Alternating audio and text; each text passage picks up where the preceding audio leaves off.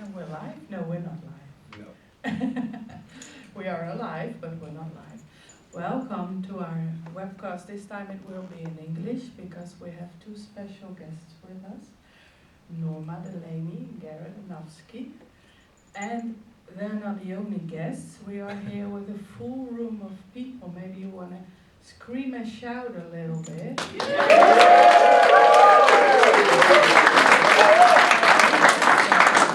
Now we've got proof that we're not alone in the room, faking that we have an audience. That's truly an audience.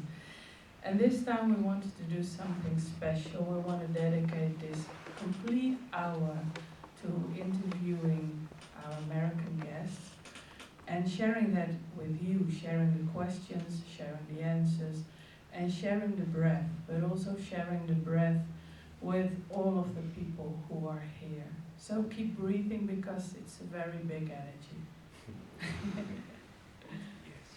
Yes. Most of the people, of course, obviously here do know Norma Garret, but not maybe everyone at home watching. So let's call you the Queen of Breath. Oh yeah, I like that. Yeah, because we do talk a lot about breathing during the webcast, and it's one of your grandest passions to do. So we might start with a question, which is not really a question, but more, did you start breathing, like conscious breathing, of course, because everybody say, but I do breathe. Yeah. Conscious breathing came as a result of meeting, working, playing with Kuan Yin. She was very sweet and asked me, it is time for us to assist your students, your clients, in breathing. And I must admit, I laughed. I laughed very big and said, they're already breathing. She said, and now we are going to help them consciously breathe. The breathing of choosing to live. Because the first key in conscious breathing is you are committing, you are choosing to live. Without realizing it, most humans are choosing to live a little bit while maybe choosing to kind of die a little bit, like I'll be here a little, but this is making a very conscious, big choice. I choose to live. And so the first time, she had me just walk around every day.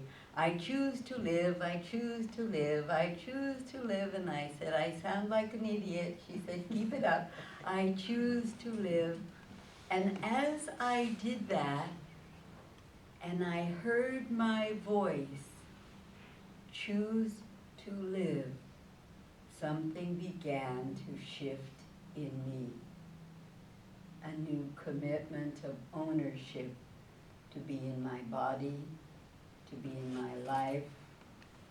And as we began to practice it together, for she over and over said, we have to fill you first.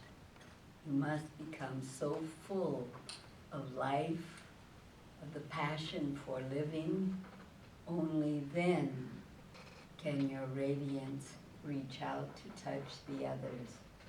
And so one by one, we began to work and invite them. Let's breathe together. Let's choose to live. And so it began over 20 years ago. Yes. And now I'm a little bit the devil's advocate. Because there are also people who say, yeah, but I live because I'm not dead. Yeah. You know? So it's the same with breathing. I breathe because otherwise I will die. So that's true. There is a difference between seeing, okay, I'm alive because I'm not dead, and the living you are just sharing with us. Can you say a little bit more about that? Yes. As I mentioned, that is called surviving.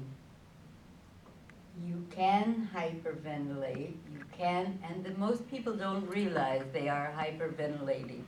They're breathing in this upper region, which is the fear region, because the mind is constantly speaking in fear terms. So you breathe a little bit, you hyperventilate a little bit, and it's called surviving.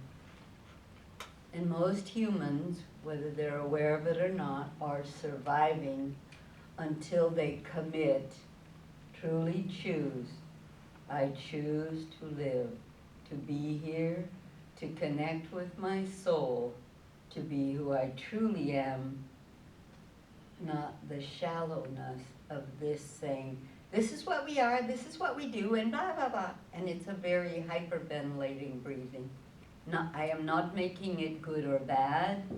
It has its purpose. But for those of us who are committed consciously to choosing the fullness of living, to be connected with our soul fully, it is a very different experience. And Garret, one moment in the past you start breathing consciously as well. Can you share an experience you have had when you start breathing consciously with your soul, sharing about something which you experienced in your life? Well, I was in the beginning supporting her in the breathing work, and I was just kind of doing the technical stuff because I was afraid to speak in front of a group, even in private. She would say, oh, come up in the front and say something. No, I'll stay in the back and support you. But we did our first Awana school, and about 4 days into it, I really got it. I said, I will do whatever it takes to let my soul express through me. And that was when I had the first bout of cancer. And this was where I learned to breathe. First of all, to keep the body alive, but most importantly, to bring my spirit alive. Because it was a drastic situation, but when you're laying in a hospital bed, nothing out there mattered. The only important thing was to begin to breathe, to keep the body alive, and breathe to bring my soul alive into the body. I had nothing else to distract me. So that was the beginning of my conscious breath.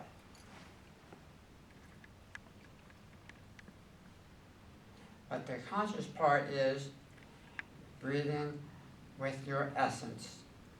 Yes, we breathe every day. The oxygen keeps the blood flowing, etc., etc. But the conscious breath is consciously bringing my essence into expression in this body. I once had the experience when I was a kid to hyperventilate. So my mother said, okay, we're going to a breath coach. Oh. It was a long time ago.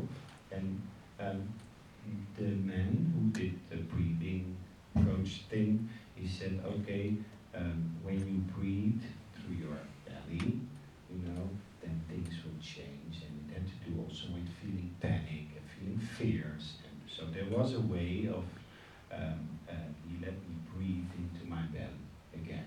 Yeah. But of course, when I learned and hear about the conscious breath, there were a lot of differences, and it keeps unfolding, So I learned that it was not about the rule of breathing, it was not about the mind who say, okay, you need to breathe, but I learned that it had to do with the love affair for me. Yeah. And when you share your story, being in a situation where you are sick, have nothing else but the bed you're laying in, it's kind of a creation where you learn to love you more. Yeah, and I don't recommend for everybody to do it that way, but for me, it was the gift of my lifetime. Because in a few brief hours, I was able to let go of so much that didn't matter in my life and begin to focus on what was really important in my life. Now, I'm learning to do it a little more gently, a little less dramatically. And so now we even have well, just a couple of days ago, we got over here and our Kuan Yin was broken from in the suitcase. So we said, okay, let's get another Kuan Yin. Well, the first thing was take the conscious breath to come back to be in the center. We went to look, and when you go into the stores around here in Holland, not too many people are familiar with Kuan Yin. So, nope, come back to the breath. We mentioned it to them, they said, oh, you can borrow ours. Okay, come back to the breath. We went to another store finally, and then we have so many Kuan Yins now available to us that so you begin to experience the power of letting soul bring to you what is required in the moment. And so this just then fuels, well, wow, this is great, let's do it, let's do something, you know, you just want more of this sweetness of the soul, not the suffering of an ordinary life. And breathing is also helping us to really be in your body, to sink deeper in your core. Kind of silly question, but why do we need to be in our body? And why is it so good to sink deeper in your core? Funny thing, many people have forgotten they were, we call them an angel, before they became a human. Isn't that a funny joke? But in order to feel, you need a body. Isn't that funny? Angels don't feel like we do. We have this mechanism called skin that is created to allow us to feel. And so because the angel self, the soul self, has come into a body, now it can taste, yum yum. It can feel the softness. This is why I often urge you, hug a puppy, hug a kitty, smell a flower. This is a part of the participating, experiencing living, not walking through asleep, but experiencing. So soul said, well, if I'm in a body, I notice, I can feel, taste, smell, experience. The senses operate. The senses that are built into this mechanism called a body, and we develop this sensing, sensuous, very different way of experiencing living. Do you see?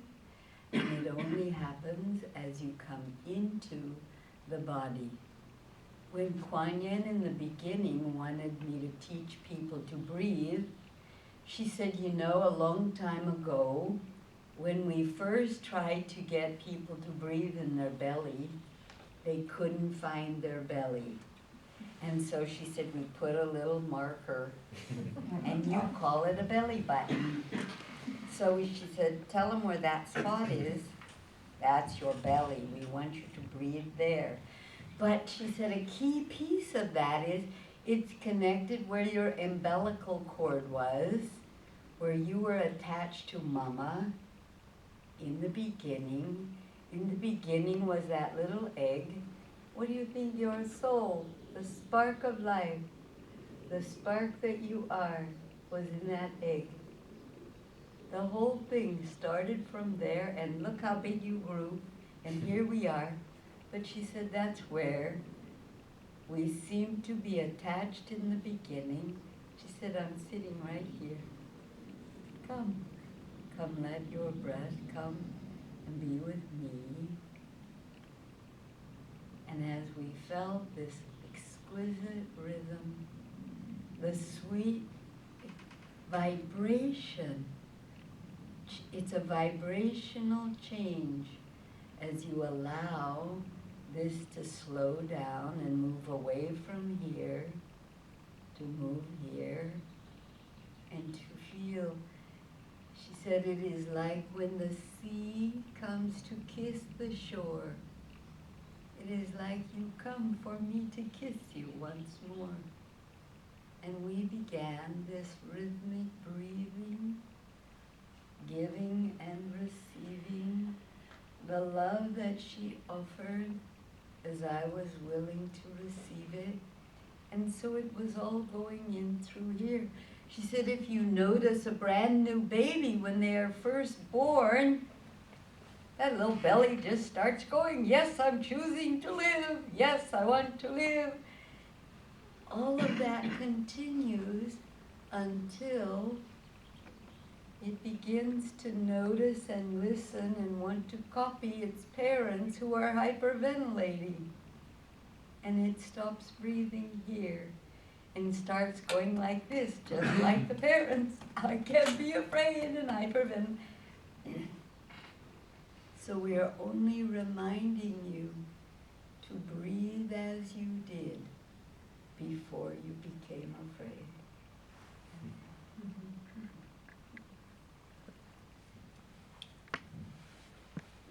What we heard a lot from you is about being the living example. Is about showing the connection with your own soul and being a living example.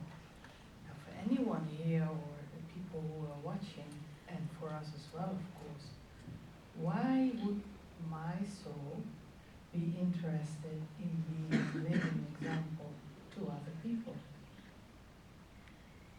Only because it's so fun. I am having so much fun living this way out of the fearfulness that I'm just saying, if you want to have more fun, you could do it too. So often the belief is you have to be special. There's only a few special people on the planet. We had Buddha, we had Jesus, we had those few but you can't be special. You see, I didn't know we were going for this integration, this becoming the living. I didn't know that was our game.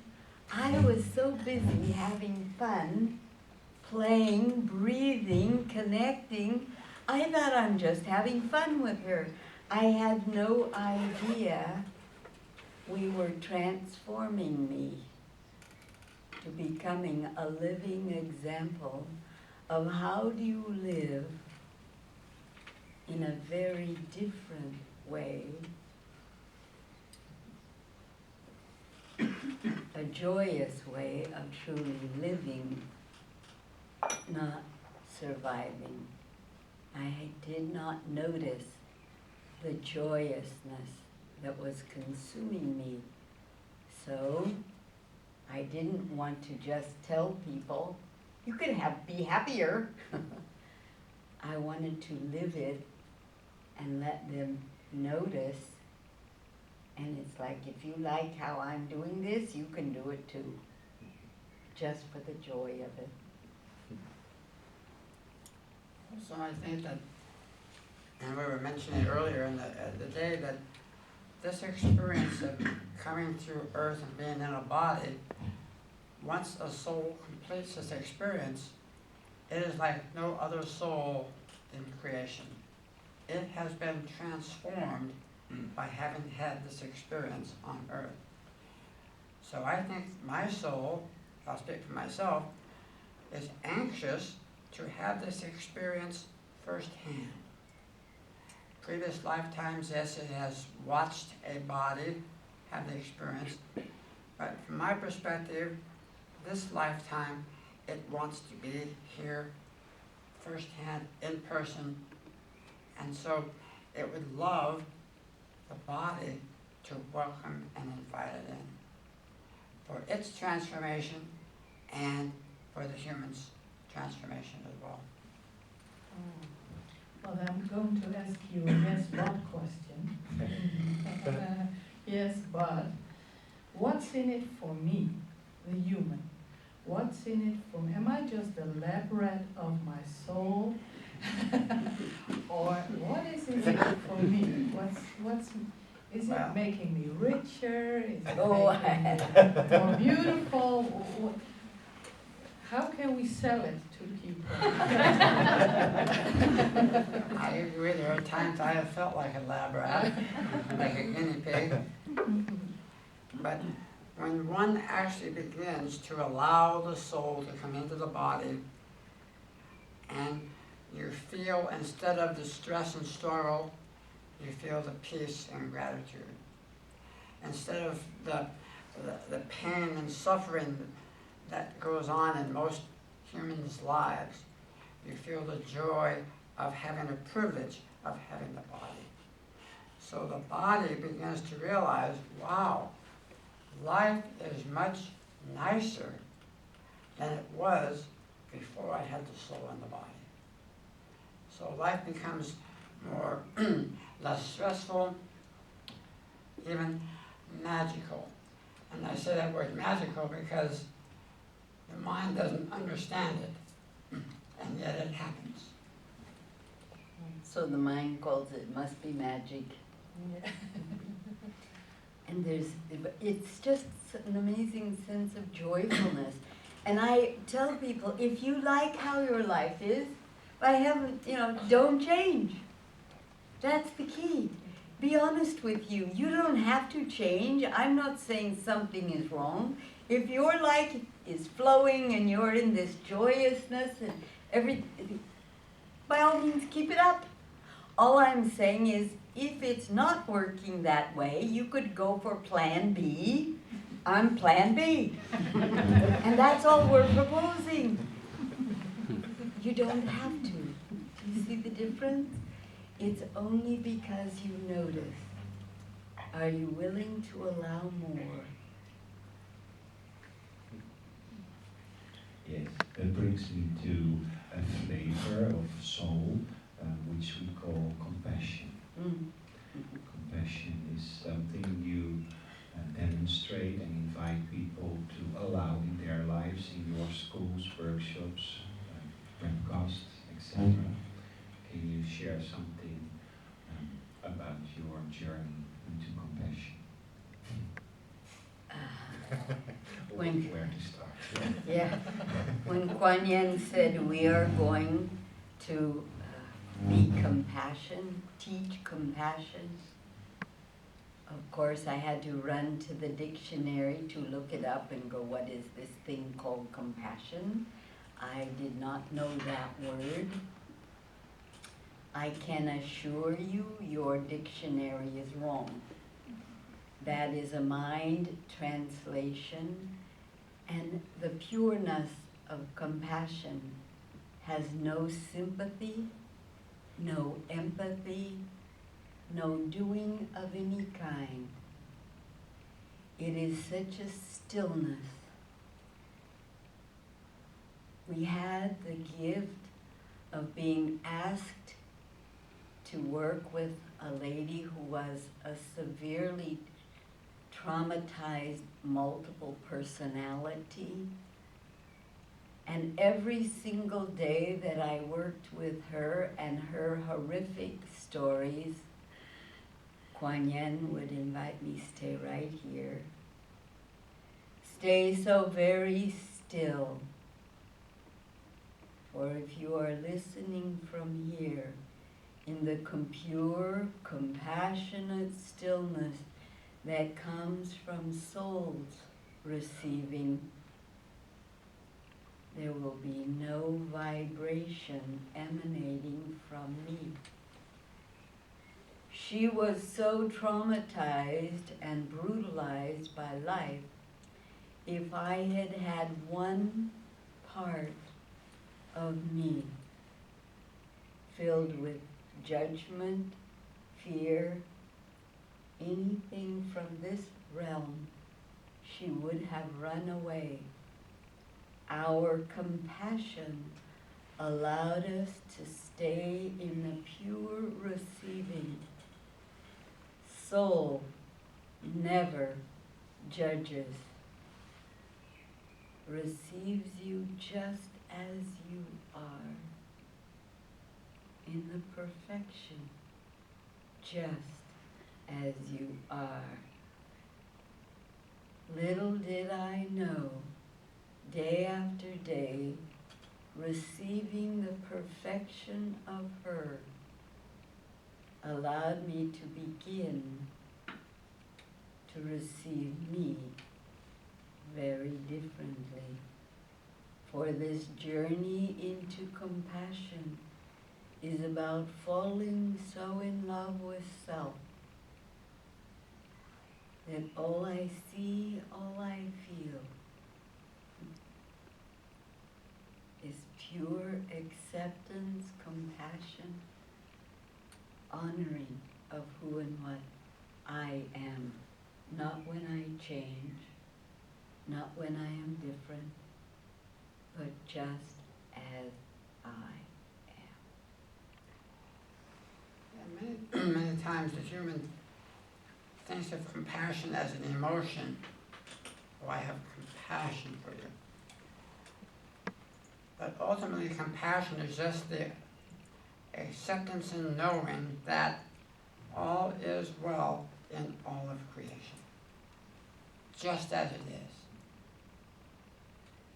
It's the complete acceptance that I am perfect just as I am, here, now, in this moment.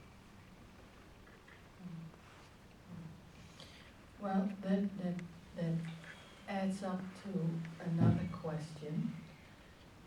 What we notice in our workshops, and probably also other people notice it in their own work, is people trying to get better.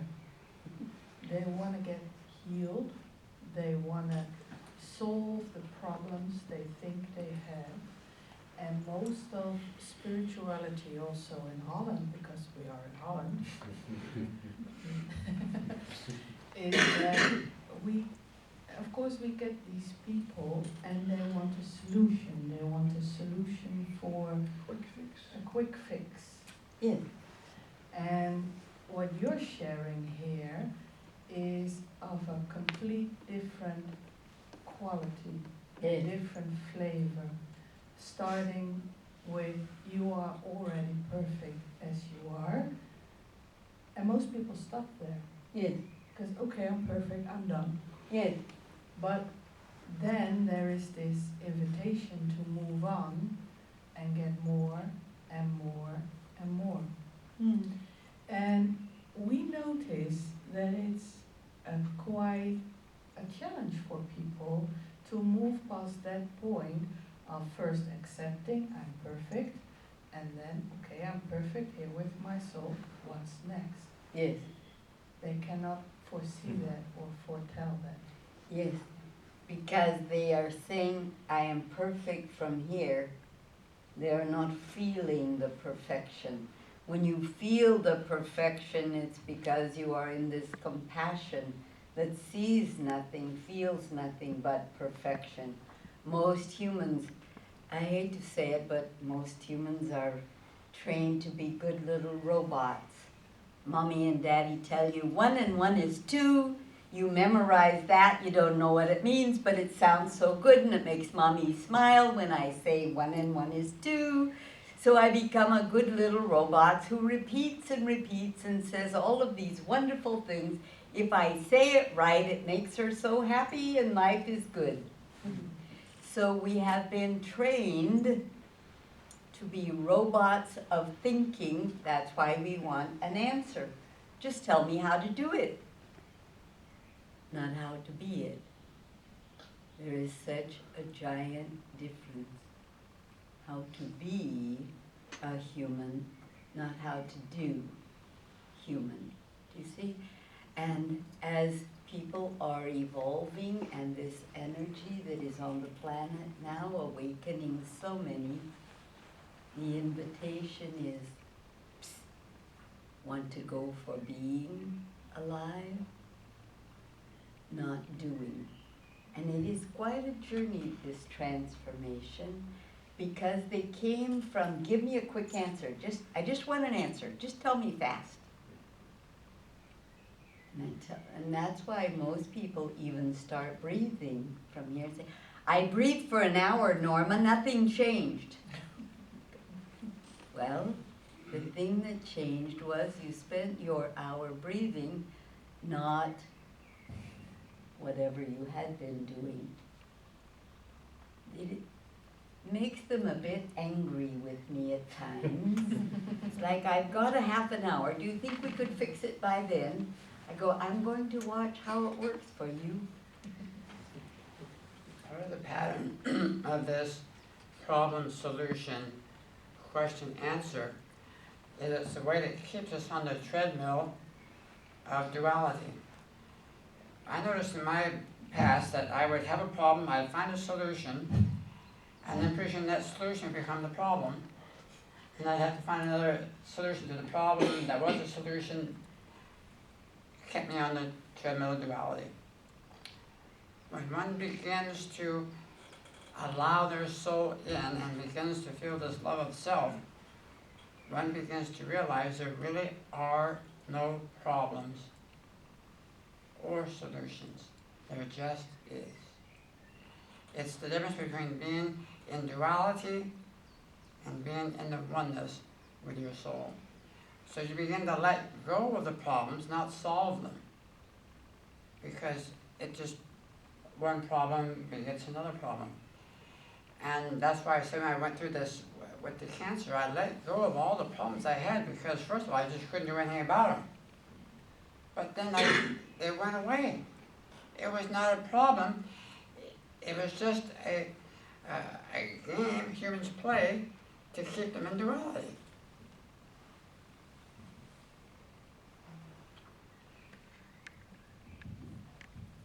Some other things you invite people in your workshops and schools is to the discernment, like the voice of the mind tells you a lot of stuff, and to recognize the soul voice, the whisper from inside. And we see a lot of people fighting with that, struggling because they keep believing, I don't hear my soul. I don't hear my soul. I met those same people. I know your answer first is then keep breathing. I still don't hear my soul. Yes. Do you have a second suggestion? Quit talking and notice the stillness when you quit talking, and you will begin to notice the two voices. This one who is eager to, but, you know, come on, hurry up, we need some answers, we are in a hurry. But so in your stillness of not talking, you can begin, because most people say, oh no, I didn't hear anything.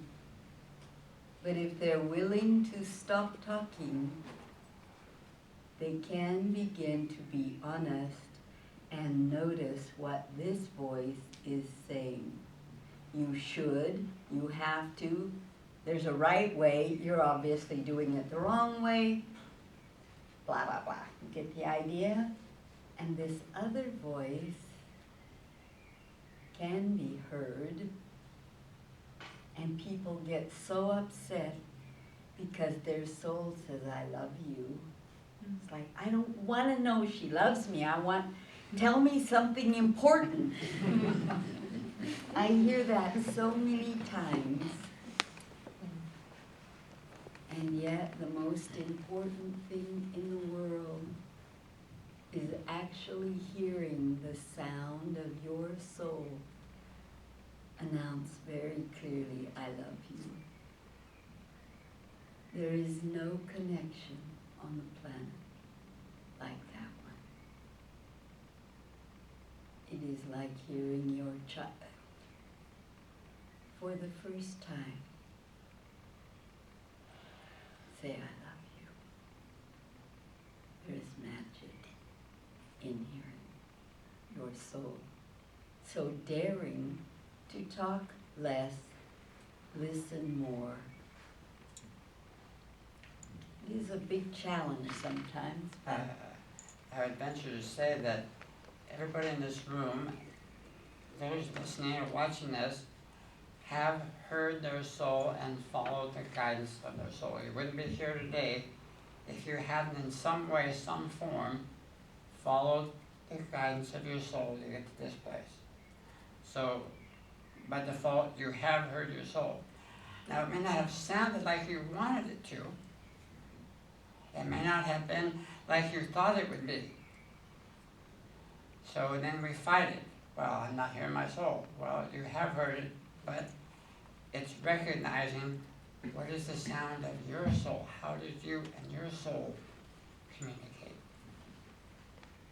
I know you like word games or jokes, and I saw some. It was when you have the word silent. If you shift the letters, you get silent. Hold on. Listen. Ah, yes, yes, Yes. oh, yes. So, yeah, it was like Anagram. daring to be silent and listen. That's good, I'll use that. But one of the things I have told this over and over, and I'm very sincere because we get to see how often it really happens. When people say, my soul won't talk to me, I said, well, she's so clever, she will find a way to bring you her answer.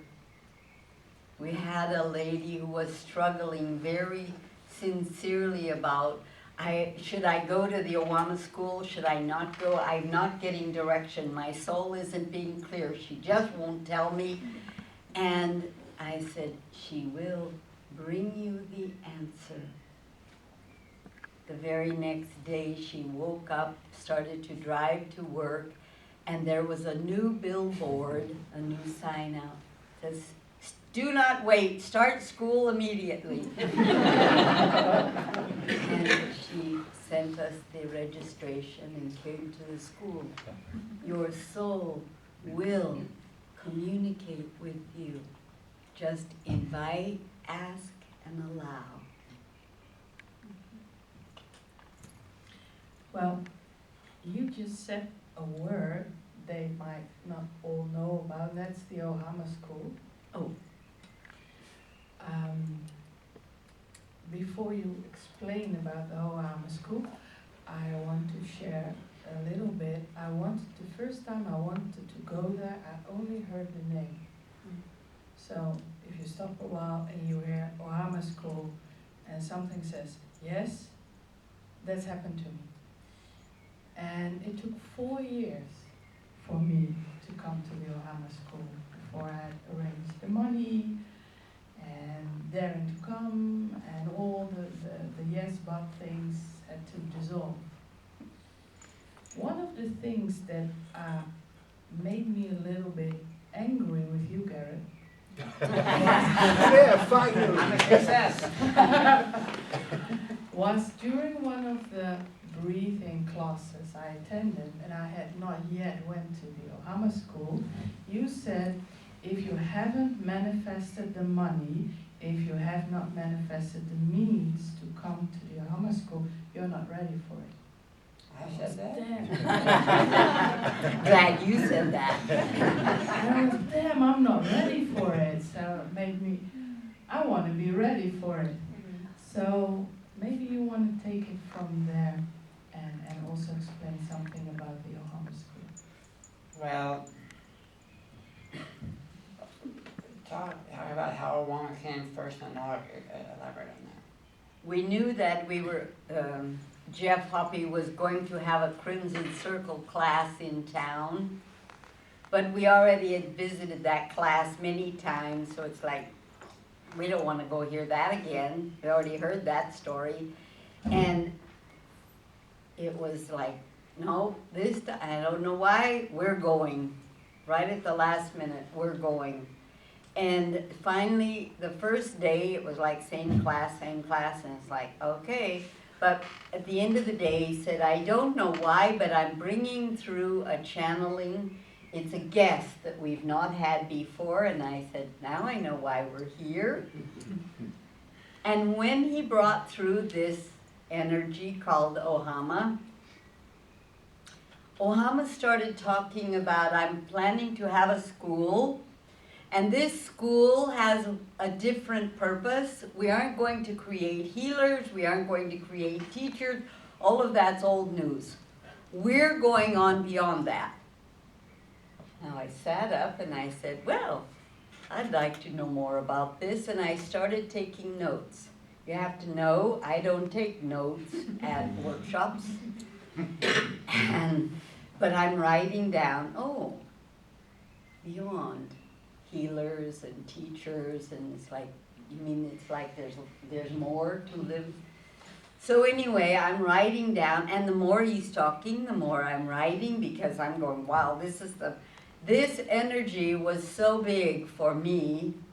I was sitting there with tears rolling down, because I'm like, I can hardly wait. Where are they going to have this? I'll be the first to sign up. And when he's finished, he said, and we'll only have one teacher, and that teacher will be Norma Delaney. And I'm going, ah. And the next thing I know, all of the heads in the room turned towards me. I looked like the idiot with all my runny eyes here. And they said, when are you going to have it? And I said, this is the first I've heard about it. And from that moment on, the adventure began, because he was throwing it out there. Will you allow me to have this with you? And he was waiting for us to say yes. But of course, that only took a half a breath. I was already saying yes. And then we met with Jeff again to find out even more about this, because Saint Germain wanted to come and bring us, say, I have something I want to tell you about Ohama. Then Tobias wanted to come, so we did some private times together for them to announce we will always bring our love, we will always encircle the room with our gift, so that these people who come will be held in such a sweet, safe space. They can allow the grandness of them to come forward in such a safe way. He kept stressing, I'm going to charge a lot of money for this school. You know, if you hear that from somebody, you go, what is a lot of money? I don't know. And when he announced, I'm planning to charge $5,000 a person, I said, okay. Jeff laughed and said, Norma, don't take it personally, probably no one will come. And you know, the funny thing was, I never felt that at all. I never doubted. Obama was so clear, he says, I don't want to have people who want to play games. By keeping the fee at this amount, I make sure I get people who are truly committed to their life, committed to going on. And so, sure enough, that is part of the benchmark. How committed are you? And we don't advertise. Obama chooses. People tell me all the time, you know, he won't shut up. He keeps saying, come to my school. We keep saying, good, we'll receive you.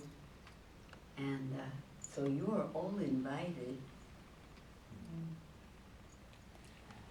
But it's not really about the money. Mine says, all this stuff. It's about the commitment to self. That's all enlightenment is the commitment to self. Now, I've been going to channels since the 70s, 1970s now. Maybe before that, but that's what I remember in this body. And they're wonderful, I love them. But what I used to do, I would hear a channel say something, and then I would believe it. I would turn it into a belief. It sounded right, and I hope it's right.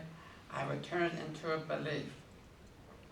And the problem with a belief is, it's not real. The next step is to take my beliefs and actually become it. And this is the step Olwama is inviting. Are you willing to take the belief, I am God also, and actually become God also? Not just believe it, not hope it, not wish it were true, but be God also.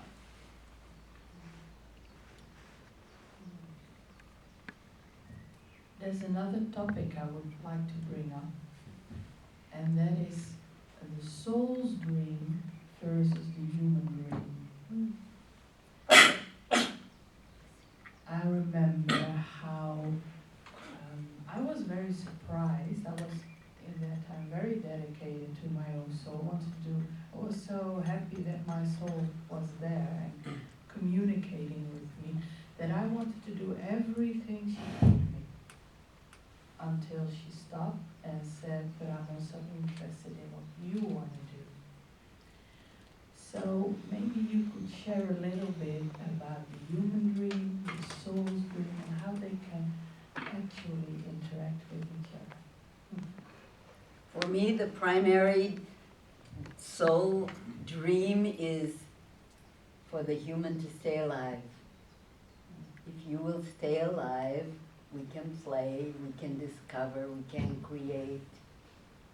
So if the one thing you could do that I invite of you is stay alive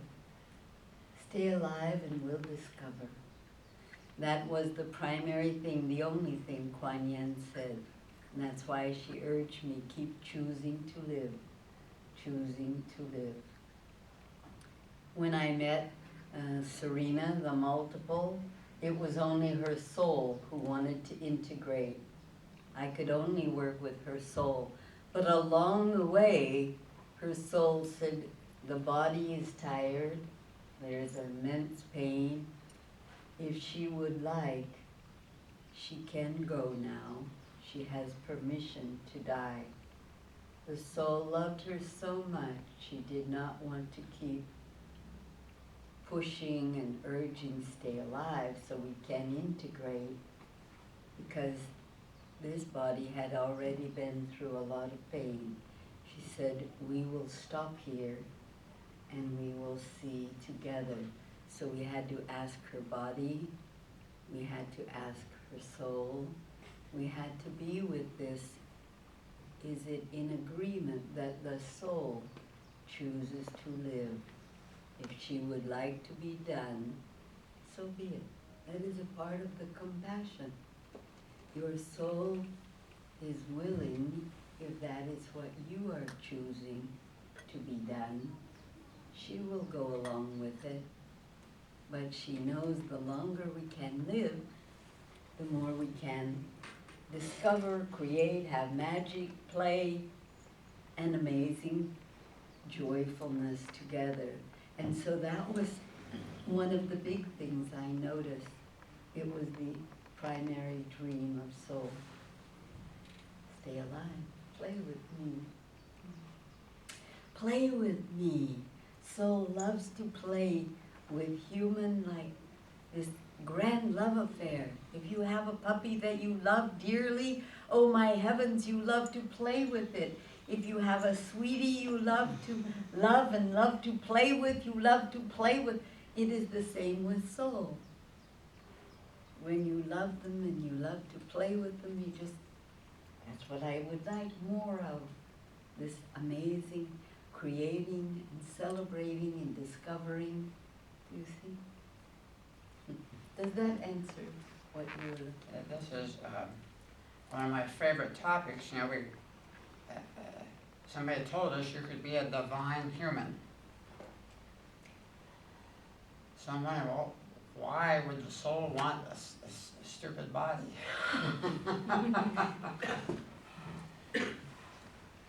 So I started talking to my soul about that. And the soul says, well, it's because when I come in through this experience of being in the body, I get transformed. But the soul says, body, I need you to help teach me how to be in this dimension. The soul has never been in this dimension before. And the body says, and so I need you to teach me how to be in these other dimensions.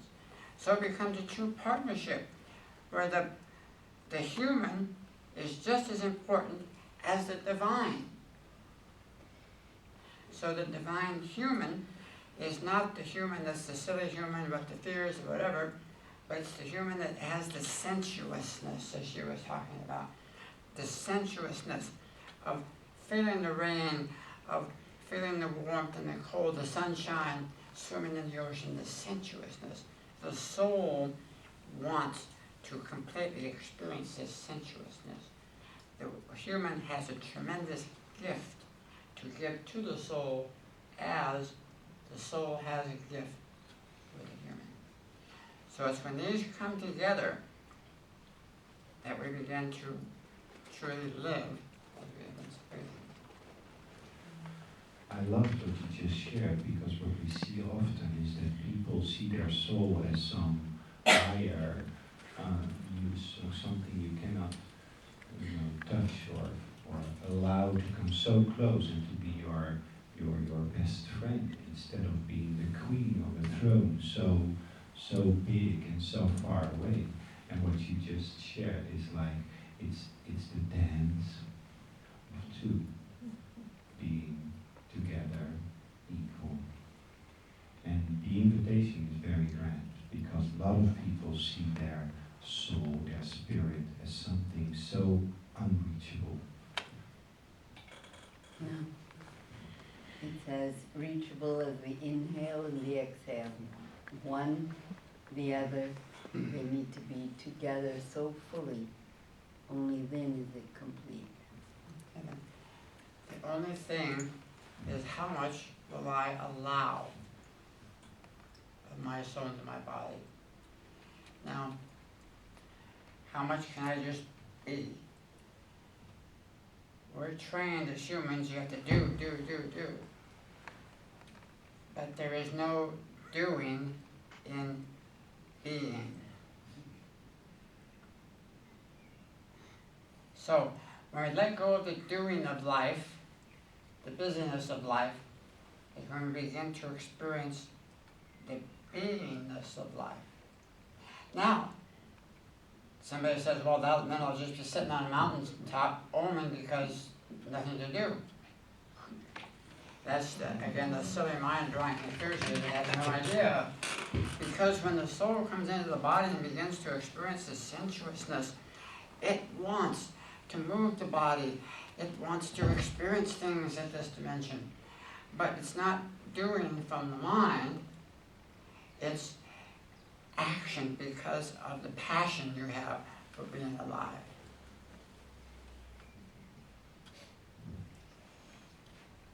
Indeed, and we have done, for example, workshops about abundance, and what we want to share with humans is that being here with soul, that is the abundance, and from there it moves forward. But of course a yes but question would be, okay, but I still don't have the money, I still don't have the house I want, I still don't have the partner I want, whatever people want in life for themselves. And it's kind of hard to explain, and it is not to explain from a mind point of view, that being here with soul and radiating this and having it expand throughout yourself is going to bring the abundance and everything that someone requires in their life. Yes. And the funny joke is abundance is more than money.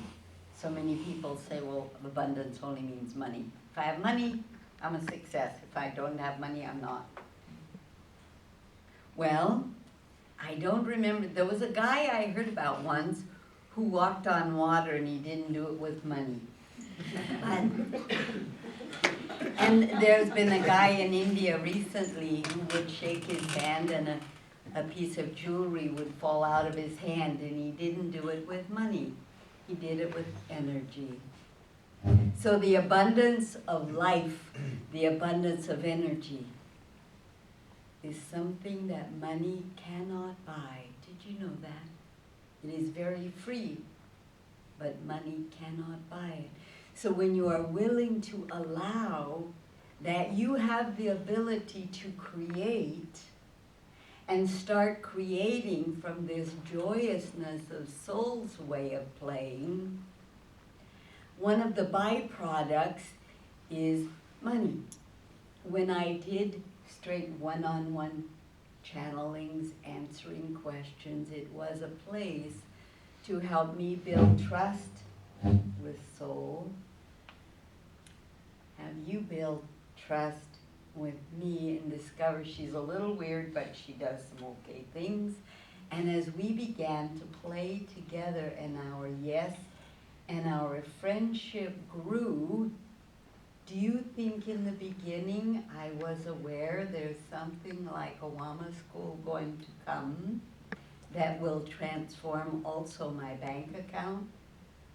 I was totally unaware of that.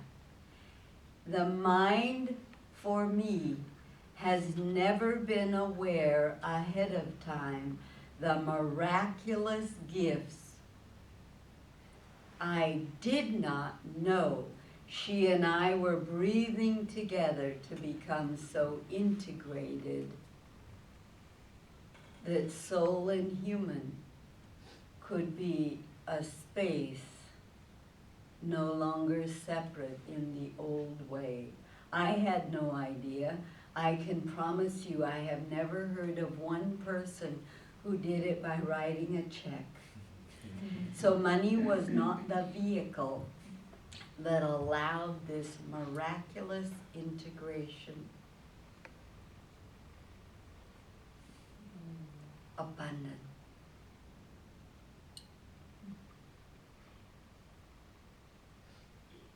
A space so deep within you.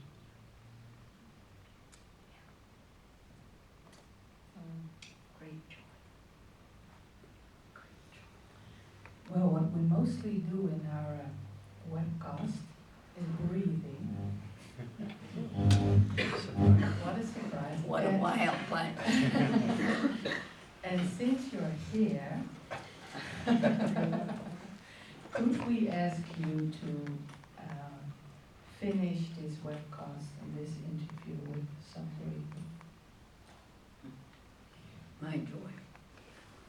So we're going to invite you who are here to participate. See, I told you you would get to participate.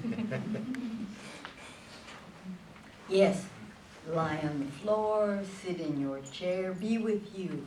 This is the exquisite time where your universe can hold still, stop all it is doing to receive.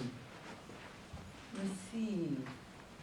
Soul wants so much to come so close to you, your soul, your brilliant, brilliant soul. It wants to come so close. Feel this, for it is only a breath away.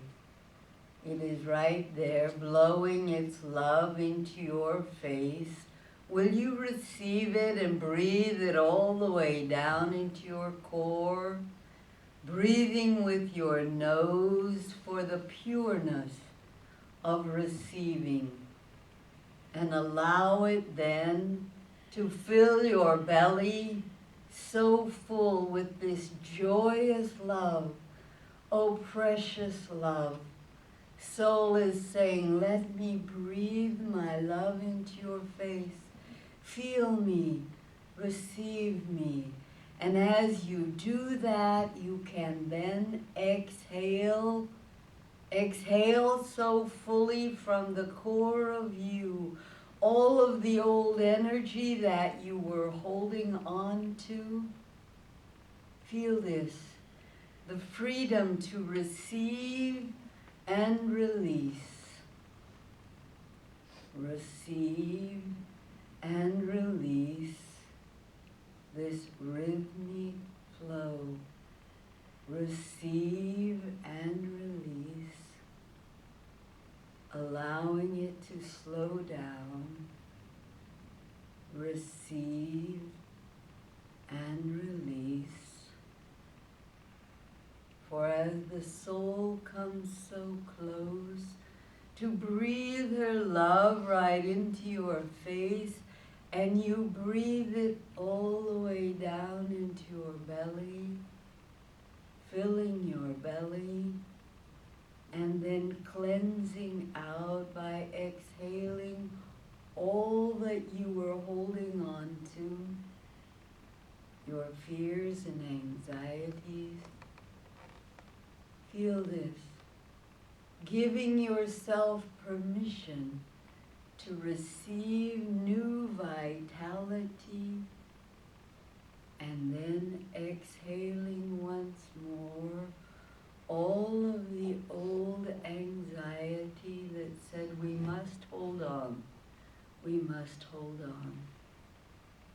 And yet we can surrender holding on and choosing to live, to fully live and receive. Receive this breath that has so much love, so much compassion. For this breath surrounds me, fills me, and acknowledges how grand I am, how grand I am. Will you let you feel how grand you are, one breath at a time, one breath at a time, how grand you are, how sweet we are, breath at a time, breath at a time, deeper and deeper, down into the core of self. Breathing in and breathing out, receiving so fully, releasing so fully, trusting, trusting. Soul will stay right here, loving me with every breath. Breathing in, breathing out, an exquisite rhythm. Breathing in and breathing out, sweet love affair, sweet love affair, just as we are, just as we are, for the joy of blending and melting into the one. Feel that. And so I cannot tell, are you breathing me? Am I breathing you? It does not matter. Are we the inhale or the exhale?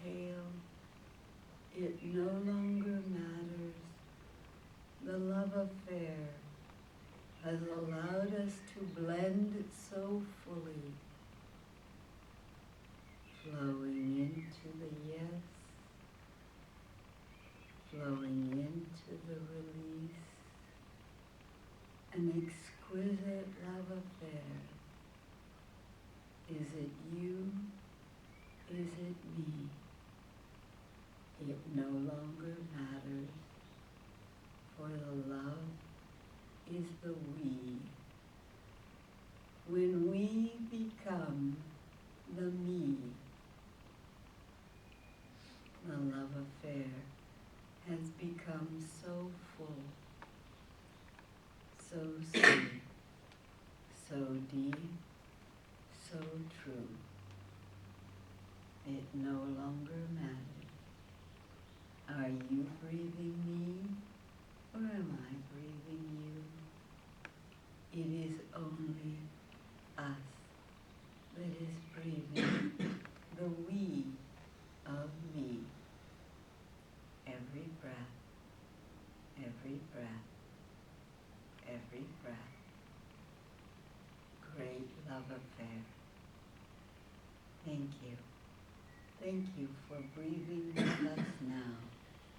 Thank you. Yeah. Yeah.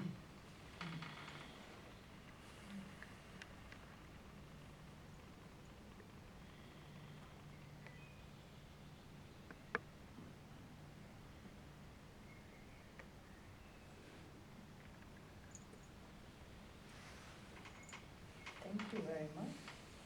Yeah, I enjoyed this very much. Me too. I hope you did too. Thank you for sharing your energies, all of the great